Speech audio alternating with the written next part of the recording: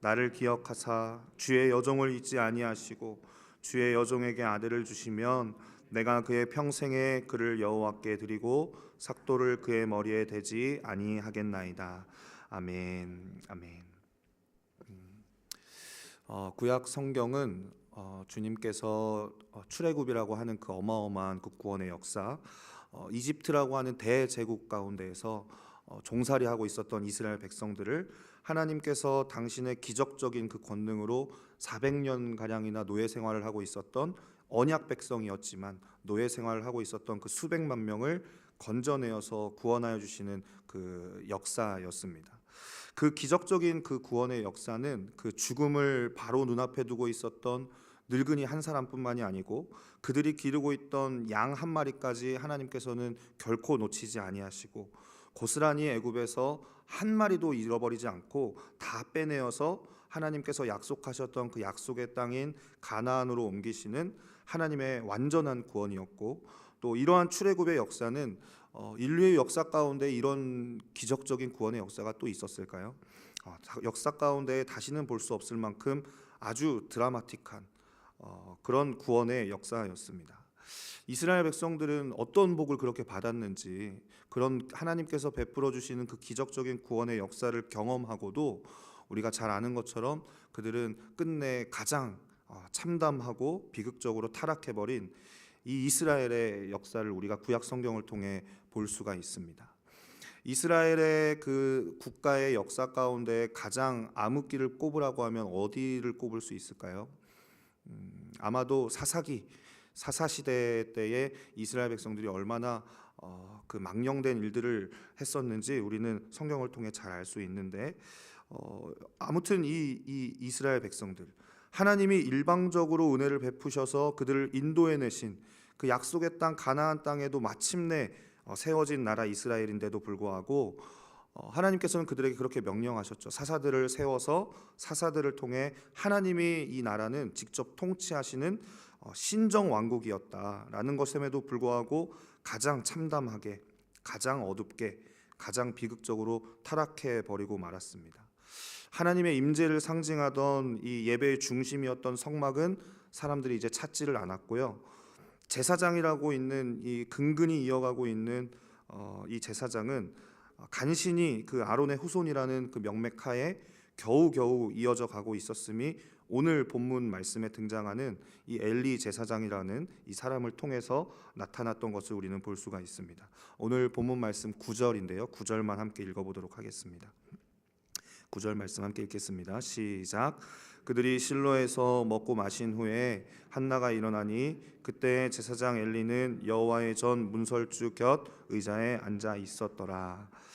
엘리 제사장은 이 영적인 감각을 완전히 상실해 버린 채 다만 여호와의 문설주 곁 의자에 앉아 있었습니다. 사실 이렇게 타락해 버린 이 이스라엘의 희망을 이야기하라고 한다면, 이스라엘의 마지막 등불을 이야기하라고 한다면 사실 이 엘리 제사장의 역할이 너무나 중요하지 않았겠습니까? 그런데 이 제사장 가문마저 완전히 타락해 버렸습니다. 특히 우리가 잘 알고 있는 그 두 아들이었던 홈리와 비느하스는 위기의 그 가장 끝자락에서 더 큰 절망을 더할 뿐인 그런 자녀들이었습니다. 그런데 이 두 아들을 하나님보다 더 소중히 여겼던 이 엘리는 자신들의 이 망령된 짓을 보고도 막지 않았고, 이에 대해서 하나님은 분노하실 수밖에 없었던 것이죠. 그 말씀이 사무엘상 3장에 보면 나오는데 우리 한번 읽어볼까요? 사무엘상 3장 11절 14절 말씀입니다. 함께 읽겠습니다. 시작. 여호와께서 사무엘에게 이르시되 보라, 내가 이스라엘 중에 한 일을 행하리니 그것을 듣는 자마다 두 귀가 울리리라. 내가 엘리의 집에 대하여 말한 것을 처음부터 끝까지 그 날에 그에게 다 이루리라. 내가 그의 집을 영원토록 심판하겠다고 그에게 말한 것은 그가 아는 죄악 때문이니 이는 그가 자기의 아들들이 저주를 자청하되 금하지 아니하였음이니라. 그러므로 내가 엘리의 집에 대하여 맹세하기를 엘리 집의 죄악은 제물로나 예물로나 영원히 속죄함을 받지 못하리라 하였노라 하셨더라. 제사장 가문이 이렇게 타락한 지경에 이르렀으니 이스라엘 민족 가운데 희망을 찾아볼 수가 없었던 것이죠. 어디에서도 이스라엘의 희망은 보이지 않았습니다. 역사상 가장 완전한 하나님의 법을 그들이 받았고, 또 가장 완전하신 여호와 하나님이 친히 왕되어 주셔서 친히 다스리시는 그 나라에서 살았던 이 언약 백성이라고 말하는 이 이스라엘의 이 총체적인 타락은 그 누구도 그 어떤 방법으로도 사실 회복이 불가능해 보였습니다. 그렇다면 내일이 보이지 않고 한 줄기 빛이 비춰지지 않는 그 칠흑 같은 어둠을 걸어가고 있는 이 암흑의 시기에 하나님께서는 도대체 어디서 무엇을 하고 계신가? 이스라엘이 이렇게 가만히 타락하도록 주님은 그냥 가만히 계시는 것인가? 저와 성도님들이 살고 있는 이 시대의 현실도 비슷하지 않습니까? 사실 현상만 보자면 상당히 비관적이죠. 사사시대의 이스라엘과 방불하다시피 냉정하게 바라보자면 한국교회의 소망을 이야기할 수 있을까요? 이 시대의 교회는 회개할 힘이 없는 것처럼 보이고 기도할 힘도 없어 보입니다. 그럼에도 불구하고 이 마지막 때에 역사의 해답을 갖고 있는 이 교회가 일어나지 못한다면 누가 이 시대의 위기를 다시 소망으로 바꿀 수 있겠습니까? 시대가 암울할 때 사람들은 이야기하죠. 소망이 없다, 끝났다, 한국교회 이제 끝났다, 다 끝났다라고 이렇게 말하는 자들이 적지 않은 이때에 하나님께서는 도대체 뭐라고 계신 걸까?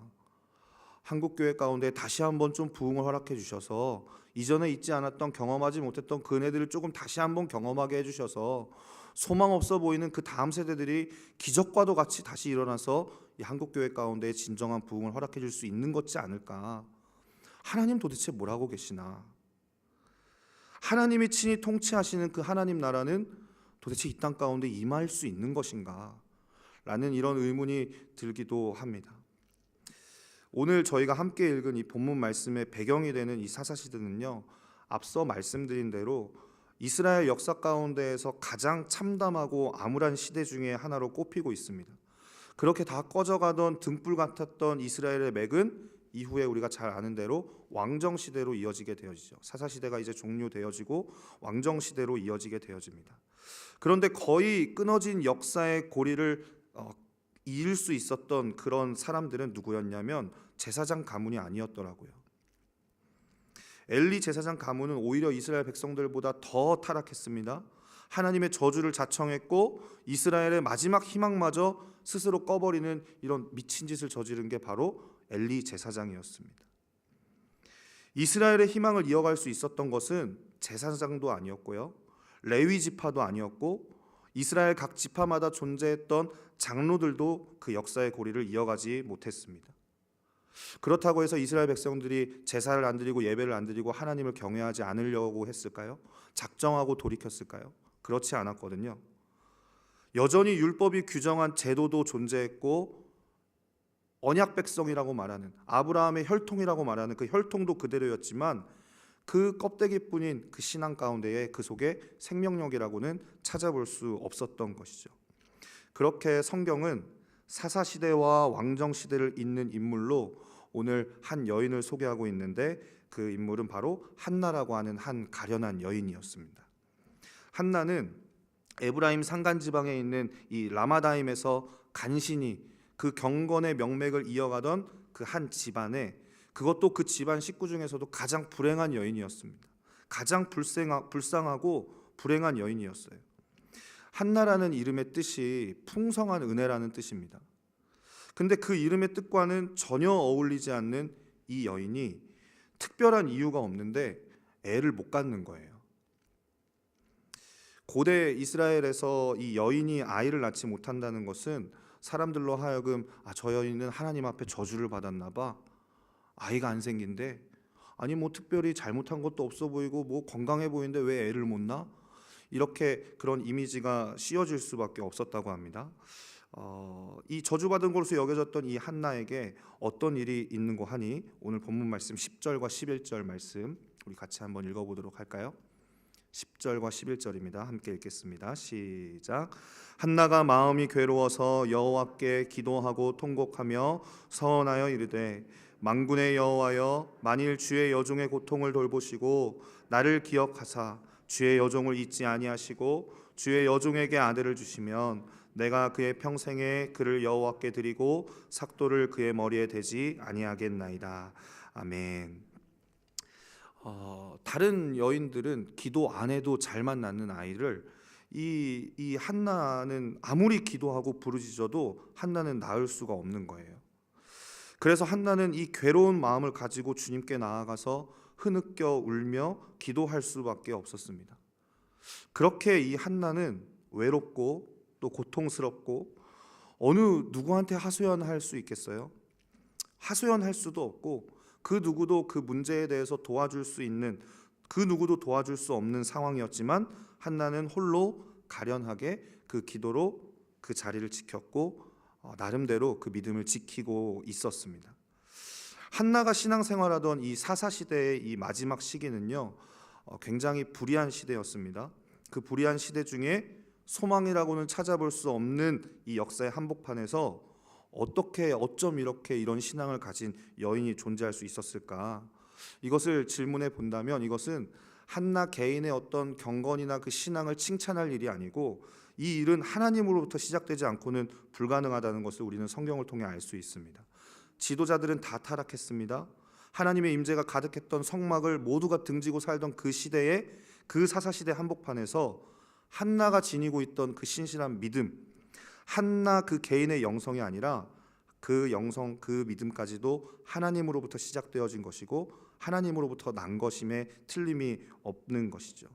그렇기 때문에 인간의 그 모든 절망의 터 위에서 육적인 사람들은 이렇게 이야기하죠. 소망 없다, 다 끝났다, 다 틀렸다, 아우 이제 더 이상 안 돼요 라고 이렇게 말하겠지만, 진정한 교회된 우리라면 우리는 이렇게 말할 수 있는 것이죠. 아니요, 하나님은 하실 수 있습니다.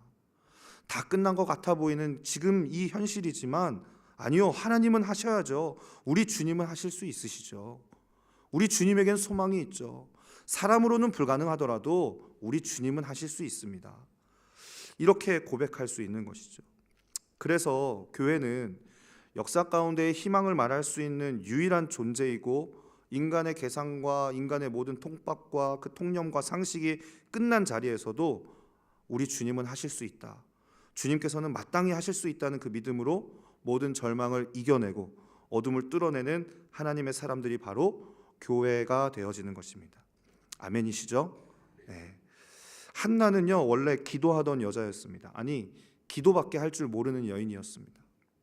기도 없이는 못 사는 여인인 것입니다. 그런데 즐거울 때도 기도했을 한나가 오늘 본문을 보면은 간절히 기도하고 통곡하고 서원하고 있습니다.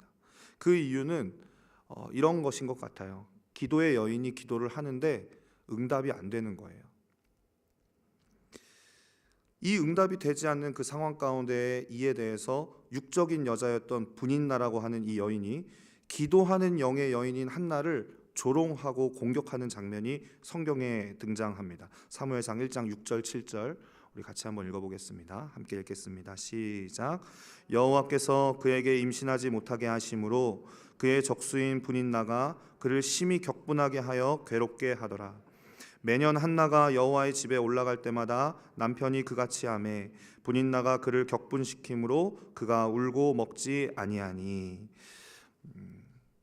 하나님을 사랑하는 사람들에게 가장 마음 서글픈 말이 이런 말인 것 같아요. 네 하나님 어디 있어? 그렇게 기도한다고 뭐가 바뀌어? 교회 다니면 뭐 좀 괜찮아져? 하나님 뭐 하셔? 아니 하나님이 뭐 다 하신다며. 근데 하나님 뭐 하시는 거야 지금? 그렇게 기도하는데 왜 아이가 안 생길까? 분인나가 한나를 업신여기고 이렇게 조롱한 겁니다. 시편 42편에 보면요, 시편 기자가 이런 이야기를 합니다. 시편 42편 3절인데 제가 읽겠습니다. 사람들이 종일 내게 하는 말이 내 하나님이 어디 있느뇨 하오니 내 눈물이 주야로 내 음식이 되었도다. 기도하는 사람에게, 영적인 사람에게, 하나님을 진심으로 사랑하는 이 사람에게 여러분 이 말처럼 듣기 힘든 조롱이 어디 있겠어요? 네 하나님이 어디 있어? 한나는 아마도 자책했을 거예요. 하나님 왜 내 기도에 응답을 안 해주시지? 하나님 날 잊으셨나? 하나님 왜 나한테 내 기도를 듣지 않으시지? 내 기도를 듣지 않기로 하셨나? 내가 혹시 하나님 앞에 무슨 범죄를 하였나? 하나님 보시기에 내가 뭐가 부끄러운 것이 있나? 이렇게 자책했을지도 모르겠어요. 그렇지만 그럼에도 한나가 의지할 곳은 여전히 주님밖에 없었던 것이죠. 믿음으로 사는 거, 신앙생활 잘해야 하는 거 다 알죠. 다 알지만 그거 얼마나 어렵습니까? 하나님이 주신 복음 너무 고맙고 놀랍지만 죄송한데 저는 그거 진짜 너무 어려워요. 말씀대로 사는 거 사람들이 알아주지도 않고 너무 힘들어요. 신앙생활을 하다 보면 이렇게 말하고 금세 조금 어떻게 좀 하나님 앞에 올바르게 살아보려고 하다가 그게 잘 되지 않으니까 금세 돌아서 버리는 사람들이 많이 있더라고요. 기도해도 잘 안 되던데요. 말씀대로 순종하면 하나님 좀 우리의 삶 가운데 좀 복도 좀 주셔야 되는데 내 삶은 똑같던데요. 난 여전히 가난하고 난 여전히 힘들던데요. 하나님 뭐 하고 계시는 거예요? 교회 다녀도 똑같네요. 처음에는 뜨겁게 주님, 내가 주님 따라 살겠습니다 하고 이렇게 결심하였던 이런 이들이 삶의 현실 앞에서 부딪히고 또 어느새 그러다 보면은 그냥 원위치로 돌아가 버리고 마는 것이죠. 그런 경우가 너무나 왕왕 많이 있지 않습니까? 그런데 한나는 달랐습니다. 마음이 괴로웠습니다. 그렇지만 그럴수록 더욱 하나님께 달려갔습니다. 기도하고 또 기도했습니다. 그런데 문제가 풀리기는커녕 응답이 되어지질 않고 마음만 더 괴로워지기만 하는 거예요. 오늘 제가 정한 설교의 제목처럼 기도가 그에겐 고통이 되어버린 거예요. 고통이 찾아올 때 포기하지 않고 한나는 더 기도했습니다. 고통이 더할수록 기도했습니다. 그러면 과연 한나가 고통이 찾아오고 괴로움이 더해질수록 기도할 수 있었던 그 근거가, 이렇게 할 수 있었던 이유가 한나 개인에게 있었던 대단한 용기나 의지가 있었기 때문에 그럴 수 있었던 것일까요? 요즘에 교역자들끼리 얘기를 하다 보면 우리 노 목사님 셋째를 출산하셨잖아요. 잠을 잘 못 주무신대요. 그러니까 혹시나 나중에 저기 뭐 사무실에서 졸고 계시거나 예배 시간에 좀 잠깐 졸고 계시면은 좀 이해를 해주셔야 돼요. 네. 새벽에 너무 애가 깨서 막 우니까 그 잠을 잘 못 주무신대요. 그 젖먹이 아이들은 엄마 품 떠나면 죽는 줄 알잖아요. 그러니까 이 아이는요, 제가 보니까 밤새울 능력이 그에게 있어요. 네, 그 능력이 그 아이에겐 있는 것 같아요. 엄마 아빠 잠 다 깨우고 엄마 아빠 잠 다 깨운 다음 자기는 편해지는 이런 속성을 좀 갖고 있는 것 같아요. 근데 이 아이는요, 자기가 오늘 밤은 아무도 못 자 이러면서 의지를 내어서 울 능력이 그 아이에게 있는 걸까요? 작정하고 그냥 울기로 작정해서 우는 걸까요? 그렇지 않죠. 근데 그 아이에게 밤새 울 능력이 있는 것처럼 보이는 이유는 그 아이가 대단한 각오나 어떤 결심이 서서가 아니라 그냥 엄마한테 떨어지면 죽는 줄 알고 우는 거잖아요. 엄마 없으면 못 사니까, 아빠 없으면 못 사니까. 그러니까 그 밤새 울 능력이 그에게 생기게 되어지는 것이겠죠. 어떤 사람들이 하나님께 끝까지 매달리는 줄 아세요? 누가 끝까지 매달리는 줄 아십니까? 자기 스스로 대단히 잘나고 의지 충만하고 똑똑하고 신학적으로 굉장히 뛰어나고 도덕 윤리적으로 성품이 굉장히 훌륭한 분들, 그런 성인 군자 같은 사람이 끝까지 주님 앞에 매달릴까요? 아니에요. 절대 아닙니다. 되려 너무너무 약해서 너무너무 두려워서 하나님 떠나면 죽는 줄 알고 하나님 없으면, 하나님 손길 놓치면 못 사는 사람들이 끝까지 복음편에 서더라고요. 그런 사람들이 기도의 자리에 남아서 하나님께 죽이 되든 밥이 되든 매달리시더라고요. 마태복음 7장 7절에 보면 기도의 삼중적 약속이라고 잘 알려져 있는 황금 구절이 나옵니다. 우리 같이 한번 읽어보도록 할까요? 마태복음 7장 7절 말씀 함께 읽어보겠습니다. 시작. 구하라 그리하면 너희에게 주실 것이요, 찾으라 그리하면 찾아낼 것이요, 문을 두드리라 그리하면 너희에게 열릴 것이니. 기도의 삼중적 약속이라고 우리가 잘 알고 있는 이 황금 구절은 바꿔 말하면 이거죠. 기도해라. 더욱 기도해라. 문이 열리지 않거든 끝까지 기도해라 라는 뜻이나 다름이 없습니다. 오늘 본문에 등장하고 있는 한나는요, 기도가 운명이 된 사람이었습니다. 놀랍게도 하나님께서는 주님을 너무너무 사랑하고 있는 이 연약한 여인이었던 이 한나의 태를 일부러 성태치 못하게 하셨습니다. 하나님을 가장 사랑해서 매달리고 있는 이 딸에게 잔인할 정도로 하나님이 아이를 안 주셨어요. 한나의 기도가 이제는 기도가 아니라 고통이 되고, 고통을 뛰어넘어서 통곡이 되고, 그렇게 바뀌었는데도 하나님이 아이를 안 주셨어요. 그런데 한나가 물러섰습니까? 아니요. 한나는 물러서지 않았습니다. 자식을 못 낳는 그 서름과 그 마음의 고통으로 기도하기 시작한 그 한나가 그 또한도 고통이 더할수록 하나님의 가슴을 더 파고들기 시작했습니다. 고통이 될 때까지 그 기도하던 한나가 드디어 자신의 기도의 한계를 넘어서서 하나님의 이름의 영광을 위해 아들을 주시면 종으로 바치겠나이다 하며 서원하기에 이르는 거예요. 기도하기 시작했어요. 고통이 더해져요. 그 기도와 고통이 더해질수록 더 기도했습니다. 그 기도가 이젠 통곡에 이르고 그 통곡을 넘어서서 하나님께 서원하기에 이르는 거예요. 이 암울했던 이 사사시대, 잘난 남자들 얼마나 많이 있었겠습니까? 잘난 성직자들도 있었죠. 잘난 장로들도 많았지만 하나님은 그들 대신 그 마음 중심으로 하나님만을 구하는 그 한 여인, 하나님밖에는 남은 것이 없는 그 한 여인을 주님이 찾으신 거예요. 누가 하나님이 찾으시는 한 사람일까요? 바로 이렇게 전심으로 하나님을 구하는 그 사람, 하나님 한 분밖에는 남은 것이 없는 바로 이 한나와 같은 사람을 주님은 찾고 계시는 것입니다.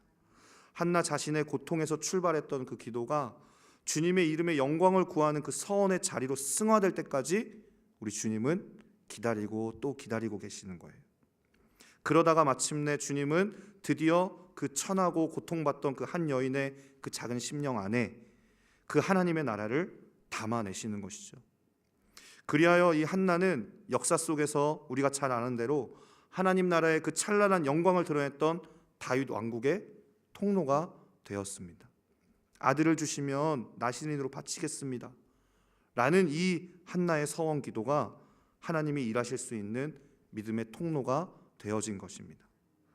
우리 생각에는 그렇죠. 기도하면 드는 생각이 더딘 것 같고, 변하지 않는 것 같고, 응답되어지지 않는 것 같고, 너무 불합리해 보일진 몰라도 하나님은 이런 우리의 어떤 사람이 생각하고 있는 연민적인 생각에 구애받지 않으시는 분이시고, 우리의 육적인 상식과 헤아림만으로는 도저히 이해할 수 없는 그 하나님 나라의 원리가 바로 이러한 것이라는 것을 우리는 오늘 성경 본문을 통해 또 한나의 기도를 통해 우리가 알 수 있는 것이죠.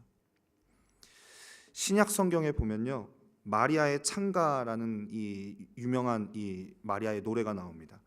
신약 성경에 이 마리아의 창가가 있다면 구약 성경에는 이 한나의 창가가 있습니다.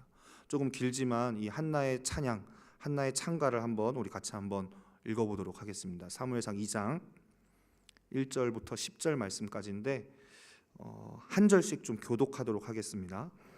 한나가 기도하여 이르되 내 마음이 여호와로 말미암아 즐거워하며 내 뿔이 여호와로 말미암아 높아졌으며 내 입이 내 원수들을 향하여 크게 열렸으니 이는 내가 주의 구원으로 말미암아 기뻐함이니이다.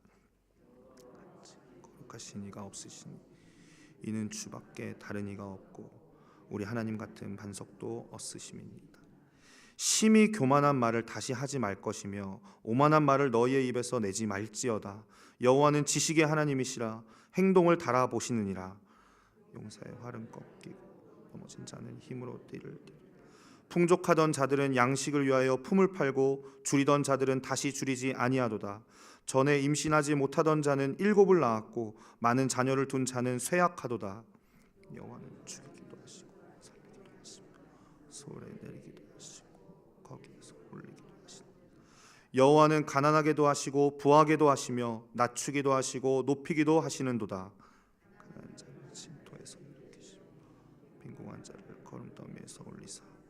귀족들과 함께 하시고 영광의 자리를 차지하게 하시는도다. 땅의 기둥들은 여호와의 것이라. 여호와께서 세계를 그것들 위에 세우셨다. 그가 그의 거룩한 자들의 발을 지키실 것이요 악인들을 흑암 중에서 잠잠하게 하시리니 힘 받은 자의 뿔을 높이시리로다 하니라. 아멘. 이 한나의 고백, 하나님을 향한 한나의 창가, 그 당시 배경을 우리가 잘 앞서 계속 봤지만 성직자들마저 타락하고 이스라엘 백성 전체가 하나님을 떠나버려서 암담하기만 한 그 시대에 천지의 창조주요 역사의 대주관자이신 그 하나님의 복음이 예수 그리스도의 십자가로 예수 그리스도의 십자가의 승리로 완성되기 전인데도 불구하고 한나는 이와 같이 하나님에 대해서 자신의 신앙 고백을 하며 선포했습니다. 어떻게 이런 신앙의 지식을 한나가 어디서 배울 수 있었을까요? 한나에게는 주님 한 분밖에 남은 것이 없었기 때문에 주님과 함께 내가 죽고 오직 내 안에 그리스도가 전부가 된 사람이었기 때문에 복음이면 충분한 그 생명이 되었기 때문에 한나는 하나님이 완전한 창조주이시며 역사의 주관자이시고 내 삶의 온전한 주인이심을 분명히 알 수가 있었던 것입니다. 사사시대와 왕정시대를 잇는 통로인 이 한나의 이야기, 유괴 여인 그 분인나의 공격을 받으면서도 홀로 울면서도 그 믿음을 신실하게 지켰던 이 작은 여인 이 한나의 이야기, 이 이야기는요 한 맺힌 어떤 한 여인이 그냥 단순히 애 못 낳아서 너무 서글퍼서 주님께 애를 구하였더니 주님이 아이를 허락해 주셨더라, 그렇게 위로받는 이야기로 끝나는 것이 아니라 그것을 훨씬 더 뛰어넘어서 사사시대와 왕정시대를 잇는 역사의 가장 중요한 시기에 하나님 나라의 중심 통로가 된 이야기를 성경은 오늘 우리에게 보여주고 있는 것입니다. 디모데후서 3장에 보면 이런 말씀이 있습니다. 무릇 그리스도 예수 안에서 경건하게 살고자 하는 자는 박해를 받으리라. 마지막 때, 위기의 때 그리스도 안에서 경건하게 살고자 하는 자는 박해를 받을 것이라고 성경이 우리에게 분명히 이야기합니다.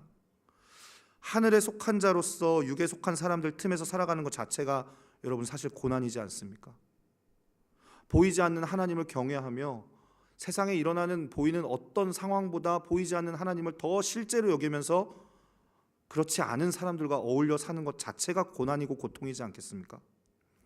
그러나 이 마지막 때에 주님께서는 당신의 열심으로 믿음으로 확신하기는 반드시 그 주님의 열심으로 성교를 완성하실 것이고 하나님 나라가 이 땅 가운데 임하게 되어서 반드시 그 하나님 수준의 승리를 모든 교회가 경험하게 되어질 것입니다. 그렇다면 과연 이때에 누가 이 역사의 통로가 될 수 있을까요? 누구를 통해 하나님은 당신의 뜻을 이루실 수 있을까요?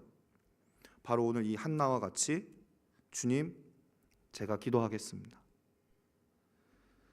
제가 주님께 끝까지 기도하겠습니다 하면서 이 길 외에 다른 길이 없는 사람, 이것 해보고 저것 해보고 다 해보다 안 돼서 주님께 기도하는 자가 아니라 기도가 최후의 수단이 아니라 최고의 수단이라는 것을 고백하며 기도 말고는 내가 붙잡을 게 없습니다.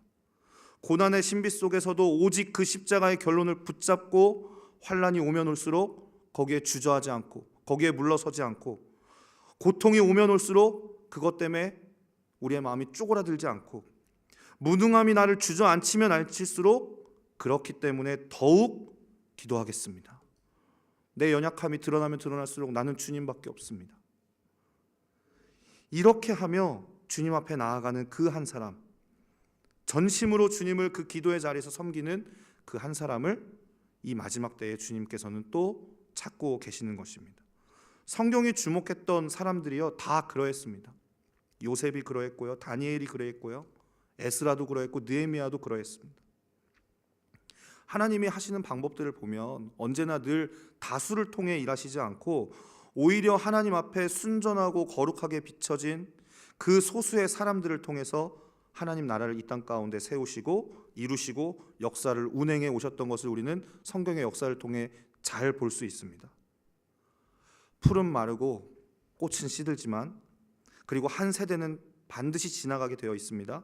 유행이라는 거 그거 죄인의 변덕일 뿐입니다. 어차피 또 바뀌게 되어 있습니다. 그러나 하나님 나라는 영원합니다.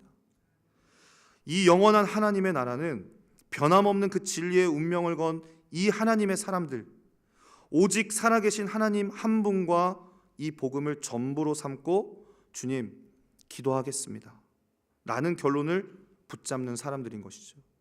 그리고 하나님께서는 이 사람들을 통해 하나님 나라를 이 땅 가운데 이루실 것이고 그런 자들을 통해 역사를 바꾸실 것이고 주님은 끝내 주님의 나라를 이 땅 가운데 완성할 것입니다.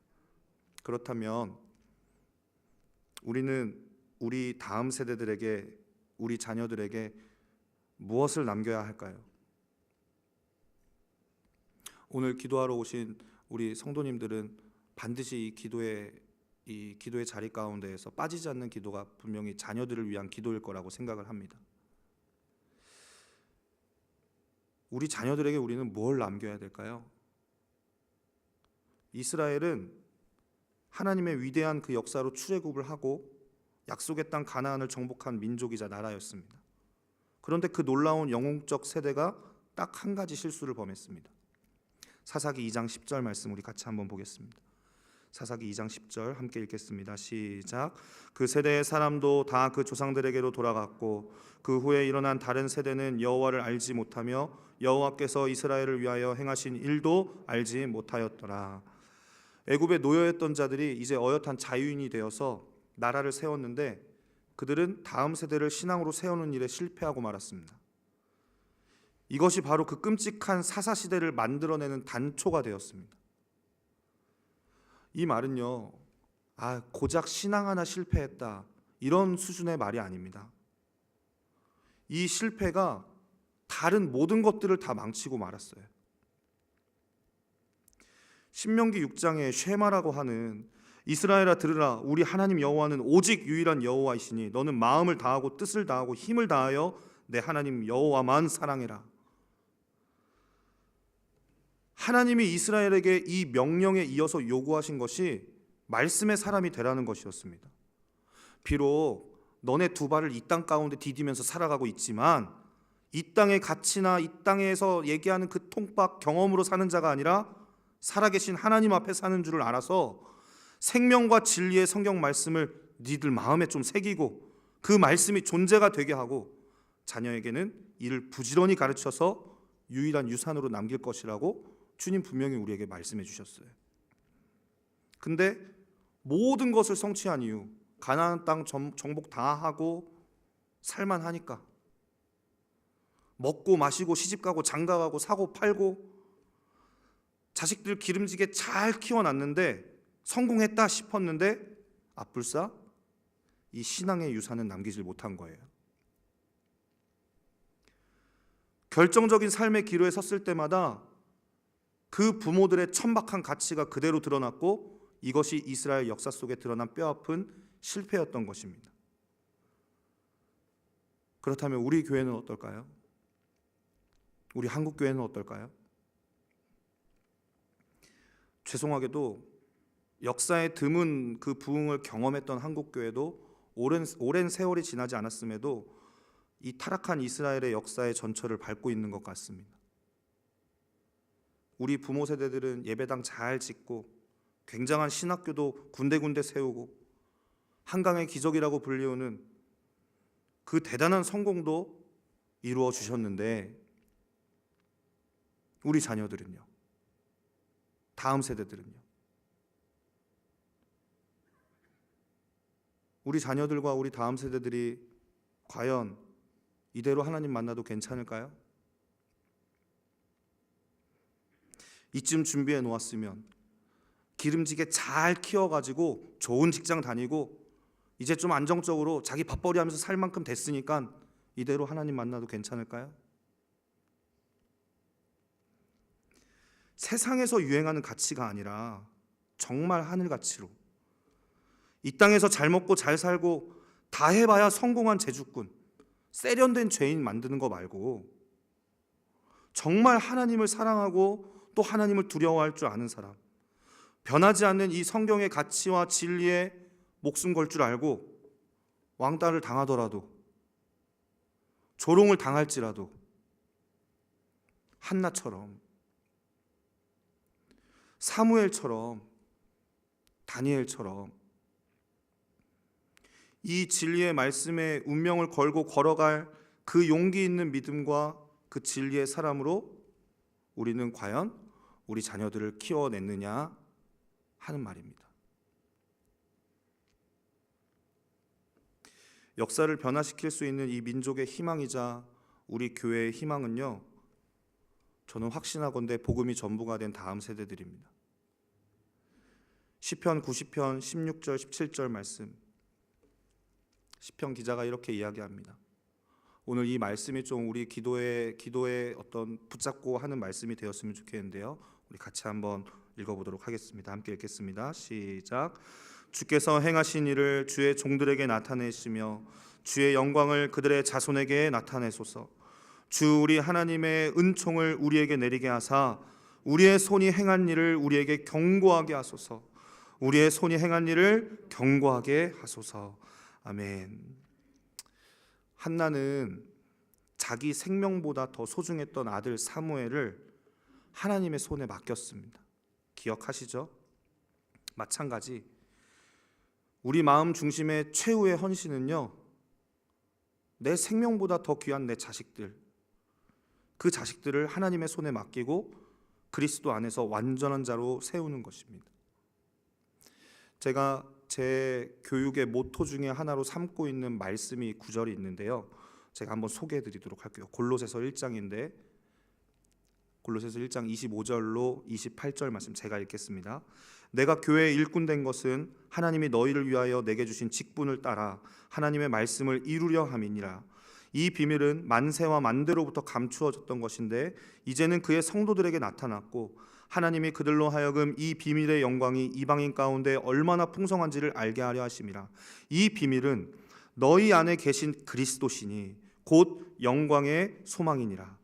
우리가 그를 전파하여 각 사람을 권하고 모든 지혜로 각 사람을 가르침은 각 사람을 그리스도 안에서 완전한 자로 세우려 함이니.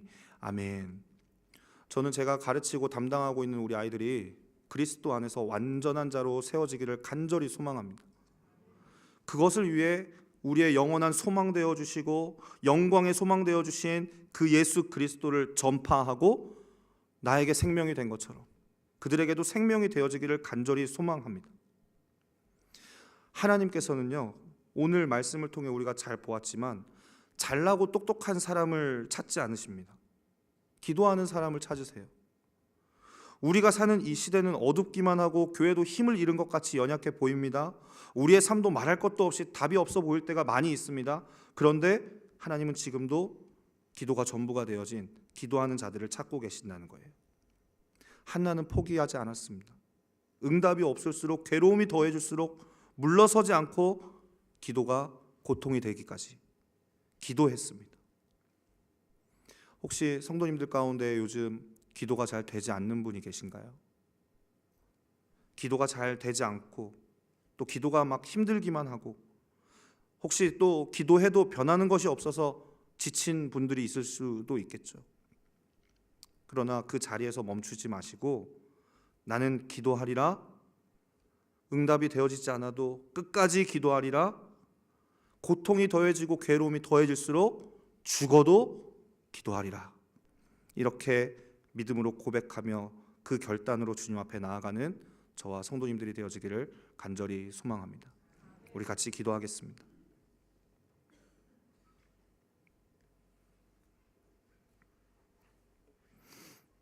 먼저 기도할 때 우리 말씀 붙들고 우리 같이 좀 기도했으면 좋겠습니다. 시간 기도할 때 하나님, 환경이 아니라 기도로 반응하는 내가 되어지기를 원합니다. 내 마음의 느낌이 아니라 기도의 자리 가운데에서 엎어지게 하여 주시고 기도의 자리 가운데에서 주님께 붙잡을 수 주님만을